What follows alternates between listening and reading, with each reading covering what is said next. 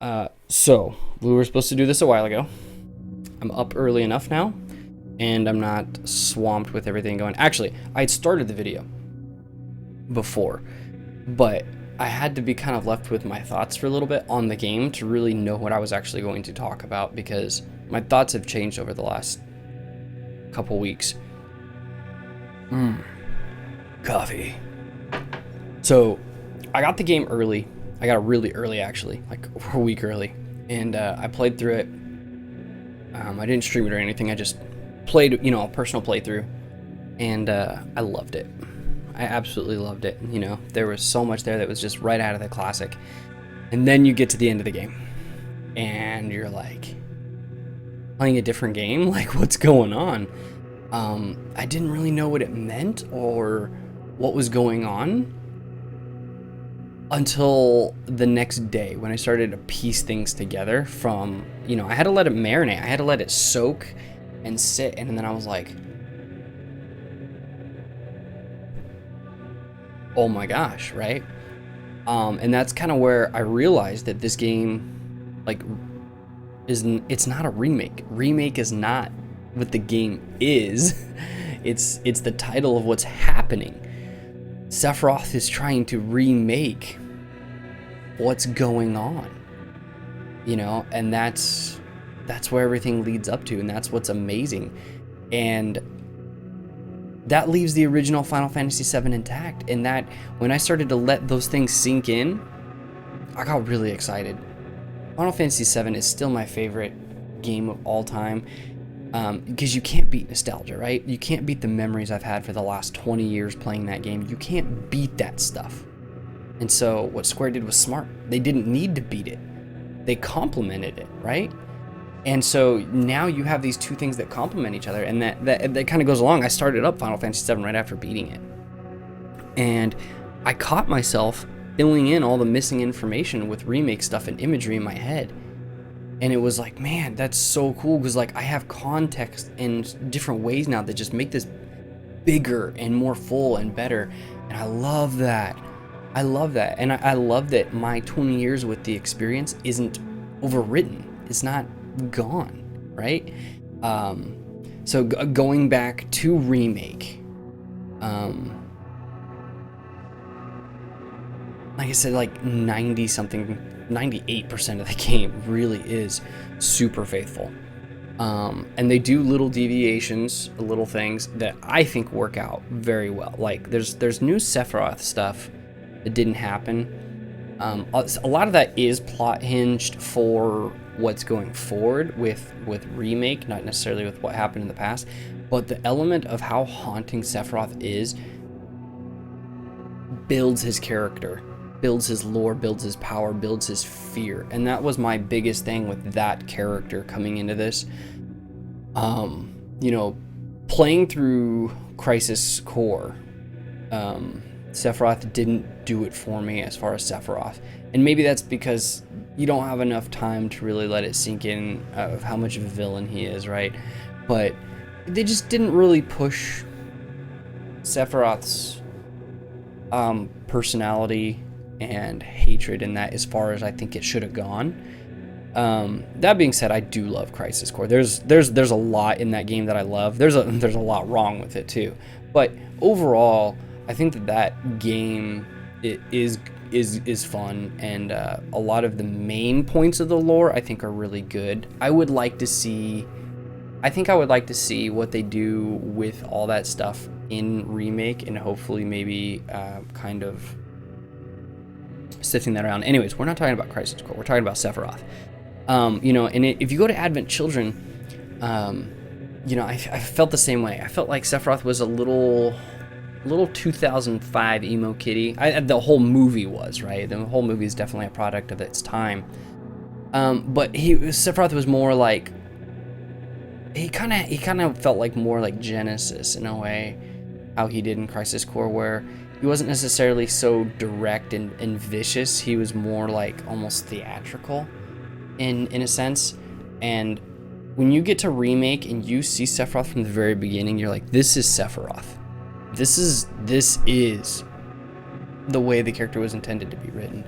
And that's what I love about it, is right off the bat, that character is set in stone the way he needs to be. And I love it. And I think the voice actor did a really good job. He's got these moments where he's taunting Cloud, and he's got this very arrogant tone to his voice, and it's grating. You're like, it like kind of pisses you off. You're like, dude, like, you're a jackass. Like, seriously. And then he's got these other moments where he drops his voice lower, and that's when he's being serious, you know? And he's like, it's intimidating. And he's got those two aspects that I think fit Sephiroth's personality very, very well. So, getting back to that, Sephiroth is there meddling from the beginning, derailing where Final Fantasy VII was supposed to, you know, the main plots are supposed to happen, and that's why Remake is there. Oh boy, it's hard not to go straight to the end because it starts at the beginning.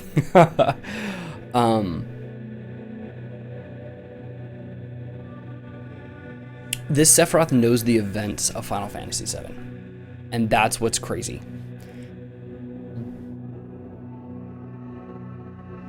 I know I'm gonna sound like a lunatic talking about this, but the Sephiroth is trying to change 7 because he knows he loses. And he knows he loses in Advent Children, which makes no... I really wish we could get something done. I don't know. Never mind. This isn't an Advent Children rant session. I don't like that Cloud beat Sephiroth on his own in that movie. That's all I'll say. So the planet shows up with this like defense mechanism. I mean, maybe it's not the planet itself. Maybe it's a more universal thing.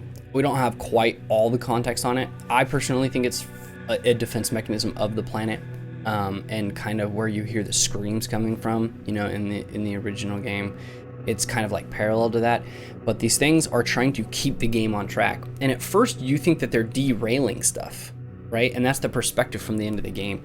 You think that these what are they called? Arbiters of fate, something like that. That these ghosts, these apparitions, these dementors are trying to derail what's happening. And in fact, when you get to the end of the game, you see that they're trying to keep everything on track for the way destiny is supposed to happen. And Sephiroth lures you into a trap, essentially, where you kill what's controlling fate and destiny, and you control, like, Sephiroth gains influence in it, which is what's really crazy. And by the end of the game, you see that Sephiroth's in control of it. And so what was trying to keep you on track to preserve everything to kill Sephiroth ends up kind of being undone. And you might be thinking like, oh, you know, anything can happen now, blah, blah, blah, blah, blah. There's some things that are different, but honestly, I don't think that it's going to be derailed as much as people think. I think what it is it's going to be Final Fantasy VII all the way through, and it will lead up to there'll be little sprinkles of this subplot. And then the ending will be mostly the same as Final Fantasy VII, but it'll go a step beyond. There'll be like the last chapter, right? You'll go to the Northern Crater, you'll beat Sephiroth, you do all this. But because Sephiroth never died, right? Sephiroth never died in the original, which is why he comes back in Advent Children, which is why he comes back here, which is why, you know, everything is still happening. I think that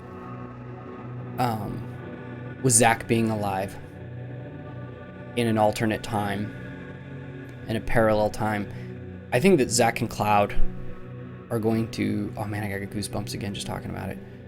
I think that they're going to meet at the edge of creation to face down Sephiroth together, because it's only together that they're going to be able to finish him off permanently, maybe.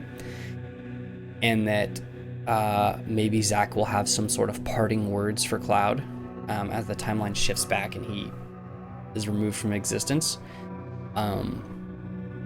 And now I need to rewind. When you kill Fate, when you kill that and you destroy it, there is a time fold. There is a time fold, and we see Zack kill all the Shinra troops in a different timeline. And the two timelines are separated. They use the imagery of the Shinra mascot. His name is Stamp. He's like this dog. In the main timeline, he's a beagle. And in the other timeline, he's some sort of, I don't know, terrier or something. So he's a different dog. And the importance of that is it's showing you that these characters, like, Zack's not alive in Cloud's timeline, but he is alive in a different time. And that's going to set up for some very different things. I think people are under the impression that Zack can just be alive now and you can save Aerith and all that, and I don't think that that's true. I think that they're inspiring hope for those things so that when Sephiroth rips them away from you, it hurts just as much as it did back in 1997. And that's why I'm excited for the remake and some of the deviations, is because even though I know in my head, I know Aerith's gonna die. I don't want her to die, right? I like Aerith. But she has to. That's where the heart of Final Fantasy VII is over, or is, because it's kind of like real life in a way, right? Final Fantasy VII has this thing where, like, when you lose Aerith, they don't replace her with another character. They don't do any of that. It's gone, and that empty character slot, the empty character slot in the character select screen stays with you for the rest of the game, for the remaining 2/3 of the game, and it's a constant reminder that there was a permanent consequence, right? But then your friends and you come together, and you work out your differences, and you stand by each other through some of the worst times, and then you're able to overcome this impossible adversary, right? And that's what's amazing about it. But that has to happen again, right? That absolutely has to happen. And that brings me to another point with Aerith. Aerith is getting premonitions, visions. She has some sort of knowledge of the future too. It doesn't look like she has it when you meet her at the beginning. She's kind of like, something's different, something's up. But when you meet her after falling through the roof of the church, there is a lot of stuff Aerith says that you're like, what the frick? Like, when I was playing through it, and don't get me wrong, I've never been an Aerith romance guy. I'm Team Tifa. I love Tifa. I love her character. In Remake, her character's so amazing. Oh my gosh. She is so well developed. Like, that is a cool character. Like, her and Cloud and Barrett are just so well fleshed out. So anyways, I don't hate Aerith, but I wasn't like I came in kind of like expecting to be a little more critical of her character anyways, because I'm not looking for the romance, right? I'm not looking to look past things with her. So she started talking about stuff, and I was like, are the devs just lazy? Like, did they forget to like build the dialogue here? Because there was no explanation of why there were some, like, it seems like they were skipping steps with her. And I was kind of like, meh, whatever. Like, they just didn't do a good job with her, blah, blah, blah, blah. Well, you beat the game. You come back with perspective and you realize, oh, actually, I remember when I caught on for real. And that was in when the Sector 7 plate falls and she's going to get Marlene. There's things that Aerith knows without being told, right? And that's why I thought things were lazy. Until Marlene goes to grab onto Aerith because they're going to leave Sector 7 before the plate falls. And Marlene backs up. And Aerith tells her. And there's like a flash, you know, like kind of like when Cloud has memory issues where he's like, psh. It's kind of like that, but slightly different. And I think Marlene gets a hint. She's got this very sad look on her face, like almost like Marlene sees the death of Aerith. Very akin to the beginning of Advent Children when Marlene is telling the story and she says, someone I love went back to the live stream too. And you see the pink, pink of the materia falling. I think it's something like that. Personally, they don't give you the full details, but there's something going, and that's when I really clued in hard. I was like, something is so off with this and where that's going. And then play through the game, come back, see Aerith's original dialogue, and you realize she knows things that we don't. And then you get the optional scene with Aerith. Oh boy, did that just drop a hammer on everything I thought that was going on, because Aerith shows up to you through the live stream. She communicates to Cloud through the live stream about where she is and what's going on, and it's huge. And that's kind of an amazing thing. I didn't realize how many optional things there are, kind of like there were in the original game, like different, dating endings and all that. Well, there's these different things in this game too, and it's cool, but it comes in huge character development. And that's what's awesome, and that's what this game does well, is character development. So listen, Fate is dead. Like the planet's defense mechanism to keep Fate on track is dead. You kill it. There's some crazy imagery in there. You get to those crossroads. You fight Kadaj, Laz, and Yazoo, like right away. And that was extremely evident. These things appear and they kind of line up against your characters in a weird way. And I was like, the guy with the sword is lining up on Cloud. The guy with the guns is lining up on Barrett. And the guy with this giant fist thingy is lining up on Tifa. And I thought that maybe it was like them from the guardian spirits of these characters in the live stream from the future, trying to stop them from defying Fate. Until I really thought about it, I was like, okay, the guy has a one-handed sword. That's not Cloud. That right? Cloud's not going to use a dinky sword. That's why we love Cloud. The guy with the guns has two guns. That's not Barrett. The guy with the fisting has the fisting on one arm. And instantly, Advent Children, like the starting scene, went right into my mind. I was like, oh my god. That is the three of those guys manifested somehow. And I don't know if it's them from the future, if it's them inherently in Sephiroth being manifested through Fate. But there's something to that. And what happens when you're whooping their ass? They do the same thing they did in the movie. We gotta call Bahamut in, which, by the way, Bahamut Sin was the worst of the Bahamut designs. Anyways, they summon a freaking cool version of Bahamut, and you fight it, and you're like, dude, what the F? So on and so forth, right?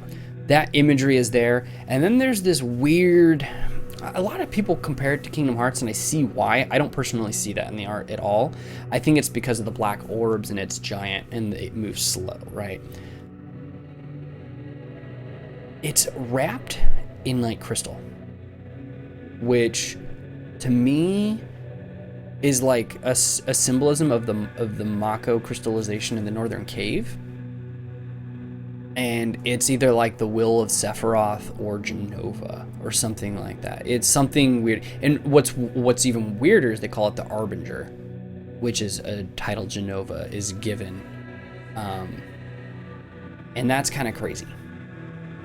I'm not still 100% sure on it. It has something to do with that. I don't, and maybe it's Jenova trying to get her will into the live stream, because it is kind of like a towering monster, right? I don't know. It's interesting. But anyways, you kill the thing, and Fate goes crazy, and Sephiroth emerges, and that's the last battle of the game, which I think was super awesome. The part with Fate, I actually don't mind it. The more I've thought about it, the more I played through and played it, it did hit me in the face, because it's such a deviation at first. You think, right? You think it's a deviation. Really, like, your character step into an anomaly where things sort of get distorted, right? Physics start going out the window. Things are happening all around that just aren't normal. So it's actually kind of cool, because it shows like some of like the cool action stuff that was at Advent Children, right? Speaking of which, the ghosts, the arbiters of Fate, looks strangely like the stuff that Sephiroth calls down in Advent Children. Like, the stuff Sephiroth calls down in Advent Children looks more like a black mist, but it is freaking eerie how he calls this stuff down and it swoops down the Shinra building and covers it, and the same thing happens in Remake. This Sephiroth is definitely Advent Children Sephiroth, right? Especially because when Sephiroth emerges for this boss fight, he's got the Black Wing. He already has the Black Wing. The importance of that is that Sephiroth never had his Black Wing in original. When you fight him in Nibelheim and Cloud throws him off the Mach reactor, no Black Wing. No Black Wing. He hasn't discovered himself fully yet. Then Sephiroth is trapped in the Northern Crater, and he's absorbing the life stream. And what do you get? You get Bizarro head-on-head, weird mishmash, nasty monster, which I actually love the design of, and I love Tetsuya Nomura's art of that. Oh, it's so cool looking. And then he kind of like emerges out of that larva state into the safer Sephiroth, right? That's the first time we see this wing, but it's his full arm. It's his full arm that's in the shape of the wing, and then he's got the 6 wings underneath, very akin to like the cherubim. Definitely an image of Lucifer, right? That's what they're setting up right there. Sephiroth is Lucifer. And when you destroy him, you go fight him at the edge of creation. Which the edge of creation is interesting. I'm not sure if it's a place outside of time and space, like Sephiroth tells us, or if it's a place within Cloud. Because this is what's crazy. When you beat everything, you travel, just like in FF7 through that little wormhole, and you get there in that plane, you know, that rocky plain field where it's like dark and everything. You see like the universe in the background faintly, and then it does the flash, right, showcasing you and Sephiroth. The crazy thing is Cloud doesn't win with an Omni Slash, right? It's almost like showing you the future. It's almost like it's taking you to the future in a way. And Cloud goes to Omni Slash, which looks freaking cool in this. He does like the Dragon Ball Z thing, you know, like when Goku moves super fast and he's like, pew! And it's like Goku's here and he's there. Like Cloud moves that fast for Omni Slash, and it's kind of amazing. Like Cloud's power potential is off the charts, which is super fun to think about. Anyways, Sephiroth blocks the whole thing like he does in Advent Children. Man, we're just going around in circles with this. And then he leaves all this cryptic stuff about things he knows. Okay? Says you have 7 seconds, leaves you with an image. Anyways, Sephiroth doesn't have the Black Wing there either. That was my whole point. No Black Wing. But he has it when he fights you in the anomaly, right? So, post Sephiroth is integrating himself into Sephiroth, almost like Sephiroth is transcendent of time due to the life stream. That the life stream is this living, constant energy throughout the time and life of the planet, and Sephiroth is using that influence. I don't think he time traveled back, you know, in a DeLorean. I don't think he got into a Stargate or anything like that. I just think that when Sephiroth says he will never be a memory, he figured something out. He figured something out through absorbing more of Jenova in Advent Children, or through his time in the life stream, like before he was summoned back in Advent Children, because that's the thing, is when you kill Sephiroth in 7, he diffuses, which means he's going back to the life stream. That's how he becomes part of Geostigma. He learns something there that allows him to transcend that time and be able to commune with himself in the past. And so all these implications are saying we're gonna get, most of this game is just a remake. Most of it is, and that's awesome for us that need the imagery, right? I love it. But those parts that they're pushing forward, in my opinion, are awesome. Would I have directed all of the things the way they're doing it? Probably not. I would have gone, like the big Arbiter thing, I would have made that more Genova looking, if that's the case, or I would have made it more intentionally look like whatever it's supposed to represent. I think the Whispers are cool.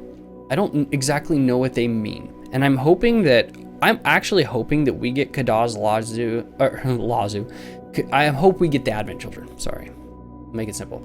I hope we get them, and they're kind of retconned and redone in a more mature, sophisticated way that kind of maybe fills out their characters a lot more, makes them more threatening, explains what they are as far as Sephiroth. Are they remnants? Are they powerful remnants? Are they actually parts of Sephiroth? I would like that. With the amount of problems I have with the movie Advent Children, that really comes down to a lot of dialogue writing and choices in that, and voice acting, stuff like that, or the lack of consequences in that movie. But I like the design of the Advent Children. I like the concept. I just take it and do good with it, right? Zack being alive in a parallel time. I don't think that they're going to make this thing and they're going to keep Zack alive and it's going to be happy. I don't. I think Aerith is going to die in both timelines. I think that Zack is going to die sooner or later. Or he's going to be there with you at the end in the Edge of Creation, and you and Zack are going to fight Sephiroth for the last time. And when you kill him, the timelines will have to merge back, because all the power that Sephiroth has gained from fate, from the timeline, will be diffused back into the life stream like it's supposed to be. And therefore, you'll be left with Cloud's timeline. And hopefully we get some crazy touching words from Zack to Cloud. That would be an emotional experience. And that's what Final Fantasy VII is about. It's about emotions, right? So, man, I just talked about a lot of stuff. I didn't even talk about the actual meat of the game. The cool stuff like the soldier redesign. Oh, I need to go in depth about more of that stuff. Guys, Final Fantasy VII Remake is really awesome. It is an amazing sequel. It's the sequel that I think we always deserved. The combat is probably the most fun I've ever played in an RPG. I would like a little more balance in the future. I would I would love a new game plus with hard mode. Hard mode's super fun, but it's still a little easy when you get super OP. I would love like hard mode, where it's like you start from levels, freaking 0. It's technically 6. No skills, no upgrades, and it's super freaking difficult, and you have to freaking Dark Souls your way through. There is some of those elements in both normal and hard mode. There are some freaking tough fights. But I would just like more, right? And that's a good thing. That means this game is doing what it needs to do, is making you want more. As far as the story elements, I think this game is well paced. I like the direction they took. I thought that we were going to do more open world exploration in Midgar. That's kind of what I was expecting. I'm kind of glad to be wrong on that. Now, what I mean by that is, I don't think the Skyrim model would do well with the way the narrative of the game works. And seeing the game and how it came to fruition, I'm glad that I was wrong, because the narrative, the story, the character development is so good, and you wouldn't get that the same in an open world feeling. 2, the side quests are actually kind of a part of the main story and lore, and I like those. And I think that they're well done. They're not so far out of the way. They're not kill 10 monsters and return. They're a little bit more. Like, they just involve a little bit more of the characters. Even if you have to do like a quick little loop and kill some monsters, the world building it does with the characters inside of that, like when you're rescuing the kids in Sector 5 and stuff like that, is really cool. It's just little things like that build up. I would love Turks DLC. Play as the Turks. Here's a mission. Here's a new sector. Cool. I'll buy that. Sure. But the main story of this game is well paced, and from bombing mission to Shinra headquarters is super cool. It's quite amazing. And I'm extremely pleased. I want to I'm gonna do a full playthrough through YouTube, and we'll be looking at the differences, the comparisons. Something I really want to do too is just talk about the lore of Final Fantasy VII and what this game does to build some of the extra lores, because there's some cool stuff in there. Yeah, you know, I'm gonna finish my coffee. I'm gonna get on with my day, guys. I hope that you have enjoyed Final Fantasy VII Remake as much as I have. I hope that it's brought you joy and emotions and frustration and uncertainty. And if you're feeling uncertain about the ending of the game, I think that's a good thing. I think that's where we're supposed to be. I remember back to when you go to the reunion in Final Fantasy VII and Disc 2 for the first time, and the game gets so sad and it feels so hopeless and you feel so uncertain, right? And I know it's easy to judge this saying like, oh, it's just some weird, because Final Fantasy's taken a different direction over the last few years, right? It's very easy to think that, oh, it's, you know, this just Final Fantasy bullshit and blah, blah, blah, blah, blah, and it's gonna suck. It's gonna be another Kingdom Hearts 3, which sucked. Don't defend that game. Do yourself the favor, don't do it. I spent years defending Advent Children until I looked at it with adult eyes. And I was like, okay, there's a reason why I don't want to watch this movie. And it's because it's not actually as good as I'm pretending it is. I don't think that's the case with Final Fantasy VII Remake. I don't. I think that it's in the right place, and I think the payoff is going to be... The payoff was already huge. I love this game. It's so good. There's going to be more good things to come, and like I said, if we get that moment at, you know, like I said, if it plays out to be Final Fantasy VII, and when Sephiroth takes you to the edge of creation to face off with you, and Zack goes in his timeline, and you and Zack face Sephiroth down together as that extra step further after the events of Final Fantasy VII, like Final Fantasy VII 1.5, and that's a chapter of you and Zack finishing them off together, and Zack fading from existence, telling you he's proud of you or something like that. Dude, the payoff on that, like, I'm almost tearing up thinking about it. Stupid emotional video game. I'm an adult. I think the payoff would be so worth it. So keep your head up. Be patient for part 2. I think there's wonderful things in store for the gameplay, for the open world, for things like that. I don't necessarily even need an open world. As long as there's more explorable areas, which is one thing I will say about this game. I wish there were a little bit more complicated and explorable areas for side questing and fighting like that. But at the same time, there actually is a lot to do. I think the game is just so freaking fun. You want so much more from it, and that's a good thing. I had a friend tell me one time that the key to success in music and in a band is not to play your whole set or your whole album. It's to always leave the crowd wanting more. And I think when you do that, I think that's a very good thing. And that's where I'm left. So, guys, thank you. Love you. Can't wait to do more Final Fantasy VII stuff. I hope that your guys' minds are blown out your buttholes like mine is. And I'm very much looking forward to where this sequel is going, because that's what it is. Final Fantasy VII Remake is a sequel.